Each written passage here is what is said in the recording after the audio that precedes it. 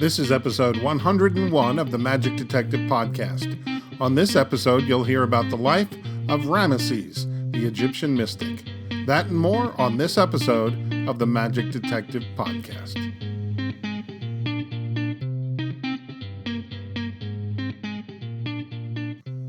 Hello and welcome to the Magic Detective Podcast, your podcast home for magic history. I'm your host, Dean Carnegie. I am the Magic Detective, and this is episode 101. Back again. Feels like a new season after reaching the number 100 and the magic number 50,000 during the last episode, but nope, still season 6. Well, let me see in news. I guess you've heard that the Mirage Casino Hotel in Las Vegas is being torn down. And this was the place that was home to Siegfried and Roy for 14 years until a certain animal put an end to their incredible run. It also housed Siegfried and Roy's secret garden habitat, where you could see white tigers, white lions, and Bengal tigers, a snow leopard, a panther, and even an elephant. And sadly, it all gets torn down sometime, I think, mid-July of this year. Last month, I did a podcast on Dr. Edward Saint, and often after I record and publish these podcasts, new information comes out or things that I missed. In fact, I found a whole bunch of stuff that I would love to have included on the episode, but one thing in particular I want to mention, and that's his death. Now, the newspapers and magic magazines have his death listed as pneumonia, but there was a discussion over at Wild About Houdini, and it was brought up, something I wasn't aware of.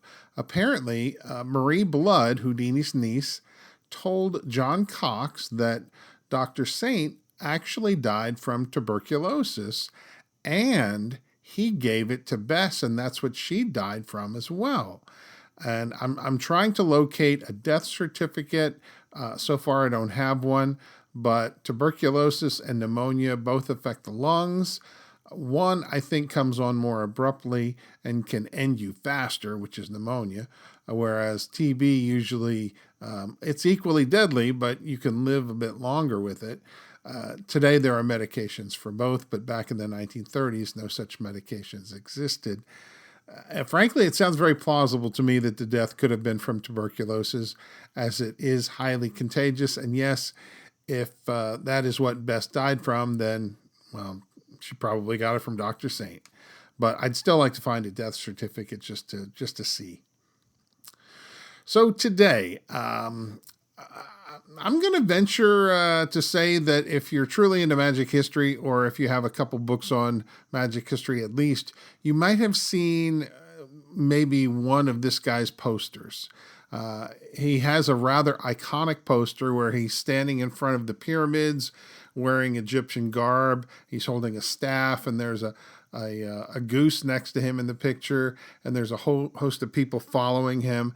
And frankly, for me, that's all I really knew about this guy, is he just had a poster. His name was Rameses, and I really didn't know anything about his act or anything else.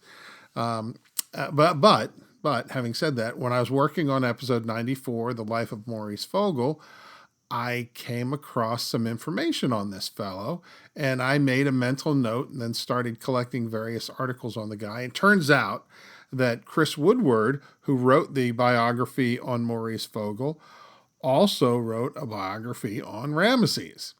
And so that was very helpful. And add to all that, one of my all-time favorite movies is The Ten Commandments with Yul Brynner and Charlton Heston.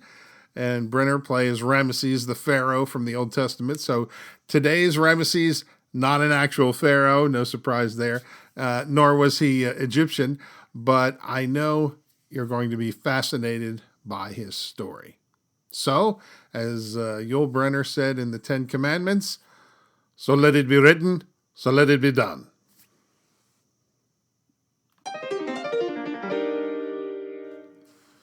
Born Albert Marchinsky, 1876 in Poland, he immigrated to the United Kingdom in the 1880s with his parents and siblings. He had 3 brothers, Lesser, Abe, and Izzy, and he had 5 sisters, Lily, Sarah, Rachel, Pearl, and Katie. His parents' names were Eva and Philip. They first lived in Whitechapel, the area famous for the Jack the Ripper murders. They had moved to a different area of London by the time of the murders. Albert's inspiration for being a magician came when he was 14 years old, and he saw a magician at the Old Aquarium in London. A couple sources make this claim.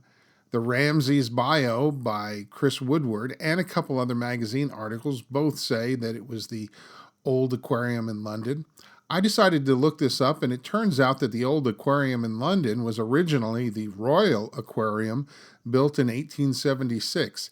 It had everything from indoor attractions, music, artwork, sculptures, exotic trees, fountains, and a collection of circus acts. In addition, next door was the Royal Aquarium Theater, and I'm guessing this is where young Albert Marchinsky saw his first magician. The theater hosted many magicians over the years. In fact, in its first year, Dr. Lynn performed there. But in 1890, when Albert was 14, we have a 25-year-old Survey Leroy performing at the Royal Aquarium Theater. This, by the way, is where Leroy would meet Mary Ann Ford. She would later become a performing partner and his wife, and would be known as Mercedes Talma. And I'm guessing that Albert Marchinsky saw Survey Leroy at the Royal Aquarium Theater.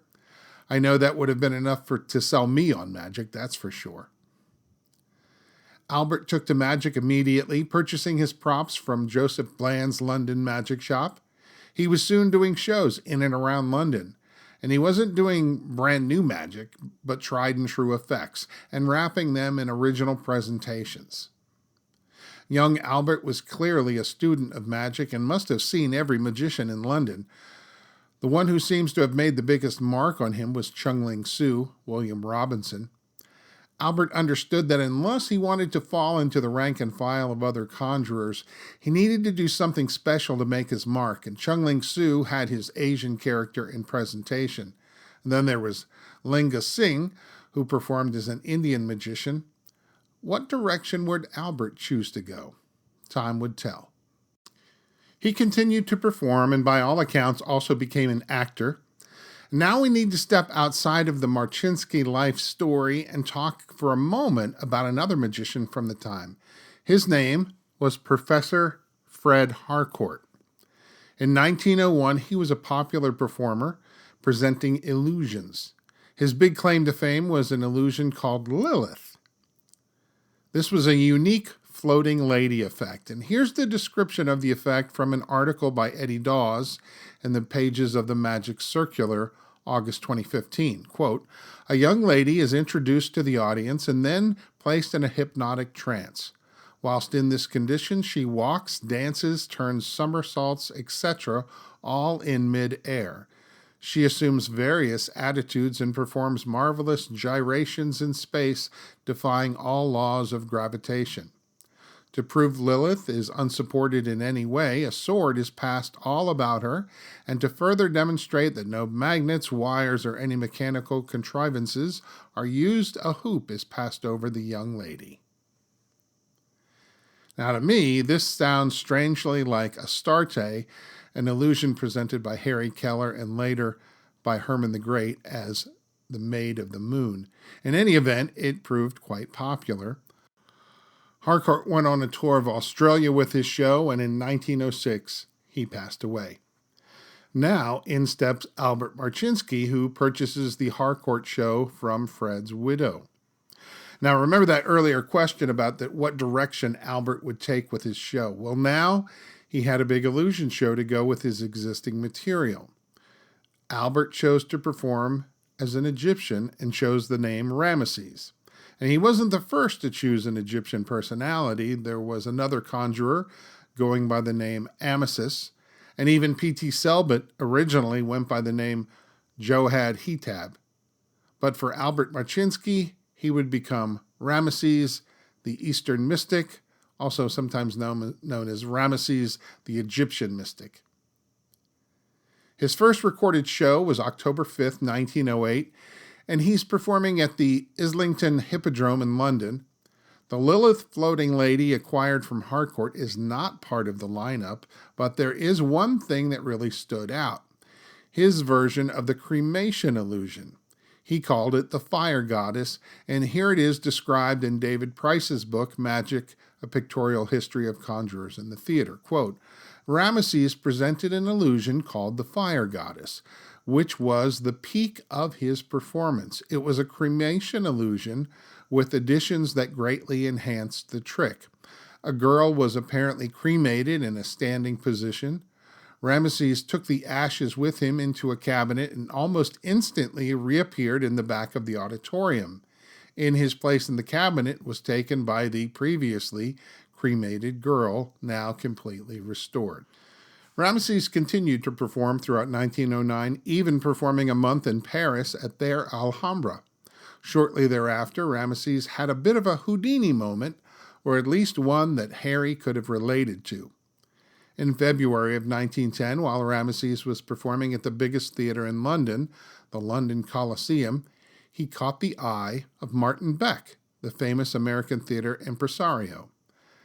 Rameses knew what Beck had done for Houdini, and to a lesser extent what he did for Aikido. And now they were soon setting up a tour of the Orpheum Circuit in America for Rameses. From the pages of Stanion's Magic, June 1910, we get a rundown of the show at this point. The act is roughly 12 minutes long. The stage setting is gorgeous, making the stage look like an Egyptian temple. There are steps in the middle leading up to a large portico, and it sounds reminiscent of the Asian-themed background from the Le Grand David show with the staircase that protruded from the center, except here the scenery is all Egyptian. A large cabinet is wheeled out, shown empty, and people are produced from it, including Rameses himself.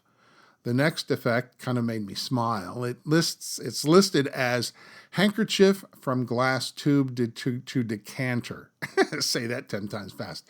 In the simplest description, this is the crystal silk cylinder made famous by Mac Magic, but obviously this is an early version before it was mass marketed, and it's used as a transposition. It's very clever. Next, we have confetti to water. This begins with a large brass bowl that is shown empty and then dipped into a box full of confetti. The confetti is poured out and then the bowl is refilled.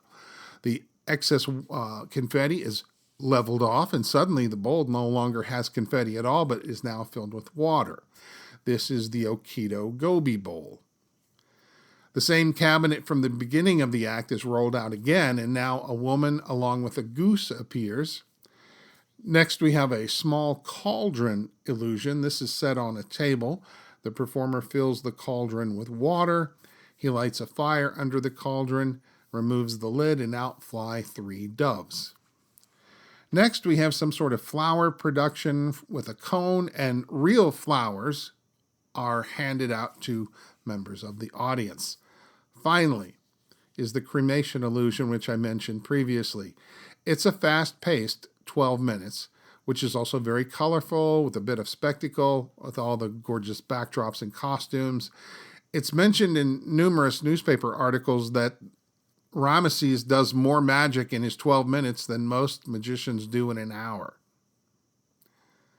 Now let's hear from Rameses himself. This is from the Magical World magazine, Volume 1, number 17 in 1910, a short column titled Rameses Talks. Quote, I do not believe in the supernatural. To me, there is no such power. Certainly, there is none of it in the practice of magic, for magic is practical, a matter of study, science, careful practice, and judicious application. Being a magician does not mean that you have been endowed with a gift. It means rather that you have interested yourself in the study of the forces productive of mystifying effects, and that by practice you have come to be able to apply them towards some particular goal. Unquote.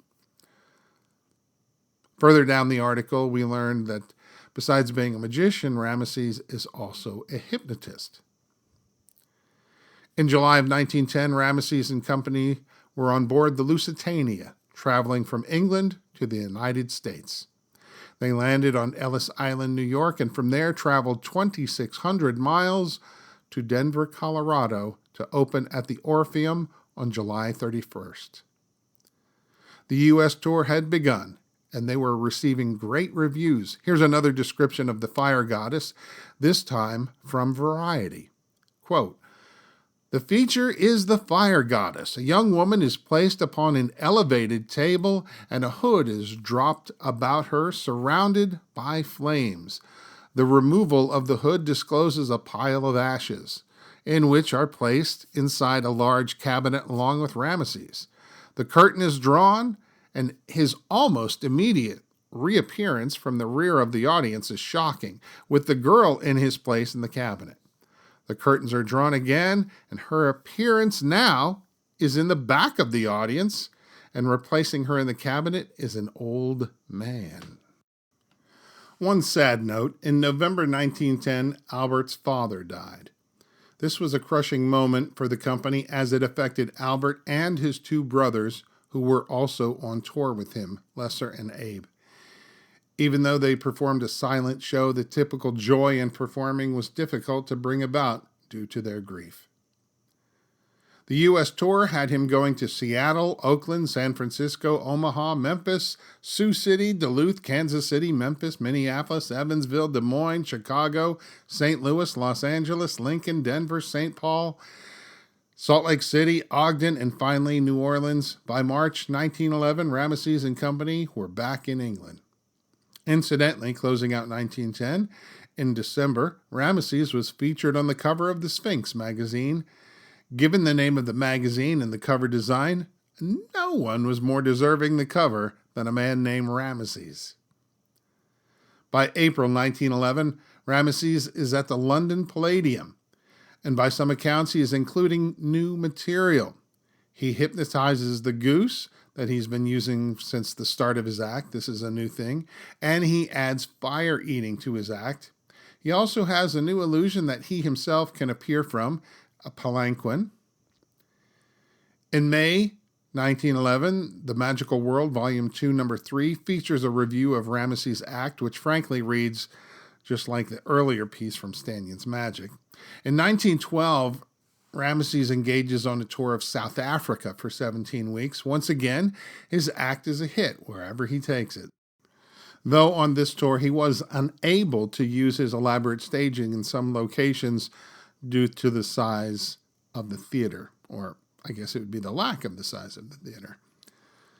The August 1912 issue of the Sphinx mentions that Rameses has just returned from a successful tour of South Africa and that he will be opening with an entirely new act this very week at the Palladium.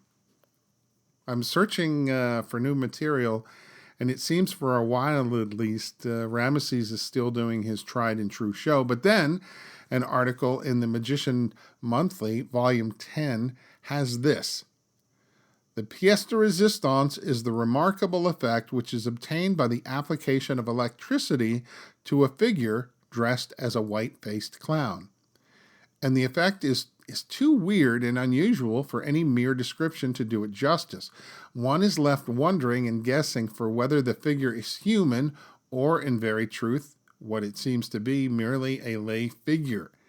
The difficulty of causing it to bend back from the knees until the body is at right angles, supported in no way whatever, is obvious enough, whether one regards it as human or not. But when we are faced with the next problem, that of Rameses standing on the breast of the unsupported figure, well, speaking for ourselves, we frankly give up.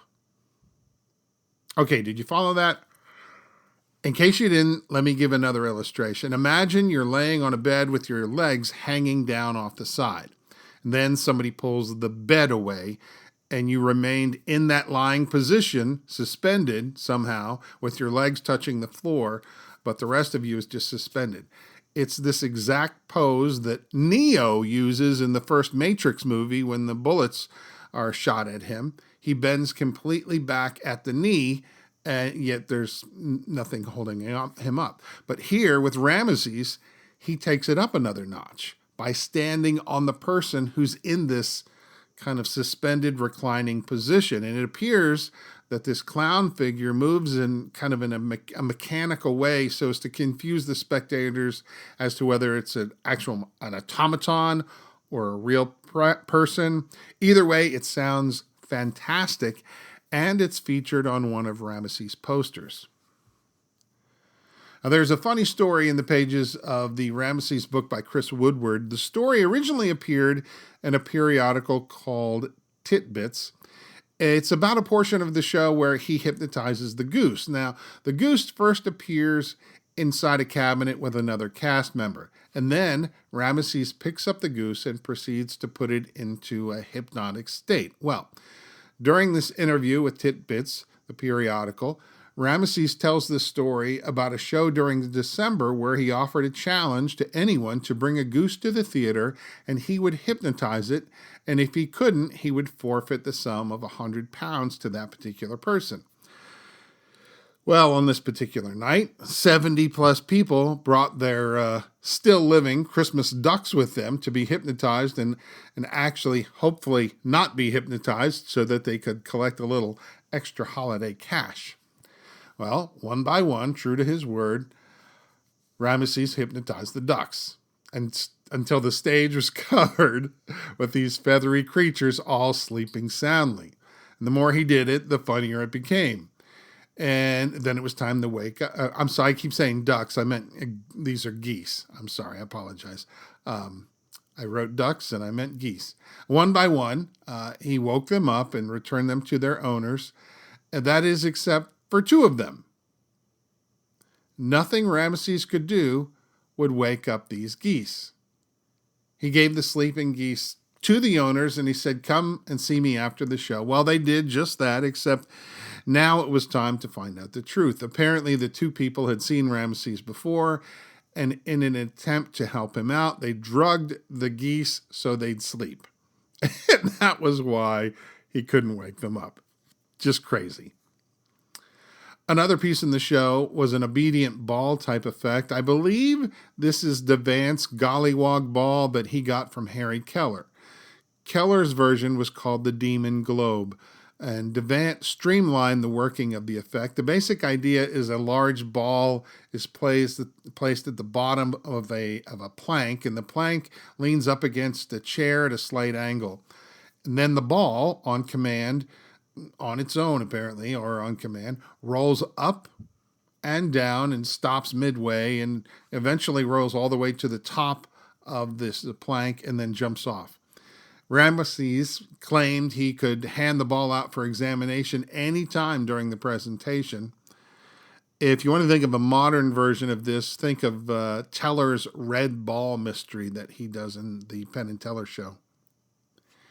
In 1913, Rameses and company toured South America, winning over audiences everywhere they went.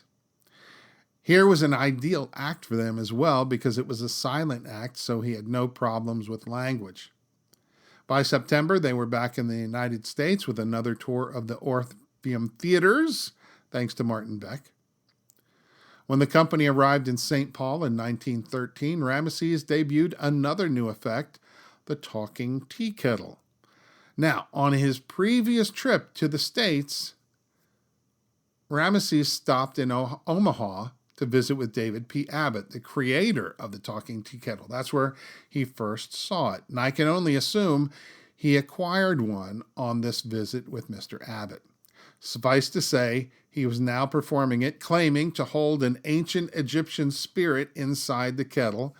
And as with the standard routine, you could ask a question and put the spout up to your ear, and you could hear someone inside talking and answering questions. In 1914, they were the top of the bill at the Royal Variety Performance, attended by the King and Queen. By all accounts, Rameses pleased the royals greatly. King George was a huge fan of magic, having had Devant and Charles Bertram perform for the royal family. By 1916 and 17, Rameses finally added the Professor Harcourt floating lady illusion, originally titled Lilith, but now he was calling it Aisha. The effect, a woman standing upright begins to float vertically in the air. She stops and walks in mid-air, spins around and does all sorts of things, even having a hoop passed over her. Finally, a cloth is placed over her and whisked away, and she is gone. Success had come to Albert Marchinsky. In his years playing Rameses, he was a huge hit, only rarely ever having an off night. It had been a confidence-building run. And this is just when a strange new opportunity came up. He chose, on whose advice I do not know, to invest in the Empire Theater, Southend-on-Sea. He took over the lease and had others manage the business. Initially, he planned to star in various productions put on by the theater, actual theatrical plays. But by all accounts, Rameses himself kept performing on the road. However, the cost of running the theater was killing him financially, partly due to World War I and people not coming to this particular theater, and also the staff salaries to operate the theater. It began to eat up everything. At some point, Rameses moved into the theater as his residence just to save on some money. Lawyers got involved and he had to declare bankruptcy and get out of the Empire debacle altogether. He went from being well off financially to back to having nothing in a very short period of time. The only saving grace was he still had performing contracts for the Rameses Magic Act, so off he went. Next stop, Egypt. He had mixed results in Cairo, but apparently was huge in Alexandria. He continued to perform into the 1920s. In fact, he added the prestigious St. George's Hall to his list of performance places. Despite his continual work, it would appear that Albert Marchinsky never recouped all the money he lost. At one point, he had an opportunity to perform at the Kursaal, and I'm not saying that right, I'm sure. This was a kind of an amusement park sort of thing, kind of a Coney Island in the UK, built before Coney Island in the US. It was a step down as the attractions were presented more like sideshows. You were responsible for drawing your own crowds, etc. In the midst of working on this, Rameses met a man named Nathan Fogel, whose son Maurice was interested in magic. Nathan invested £35 into this venture so his son could work as an assistant to Rameses. This was the young Maurice Fogel, who would go on to become a top-flight mentalist. This is all covered in episode 94 of this podcast. Fogel acted as the new chief assistant to a much smaller Rameses show. As time went on, Albert's health declined, and there were even times when Maurice was forced to don the Rameses makeup and costume and put on the show himself. It was a hard and fast education for Fogel, but he learned quickly and kept the show running. At one point, Rameses was too sick to go on and went to the Victoria Hospital. He died July 31st, 1930, following a surgery for colon cancer.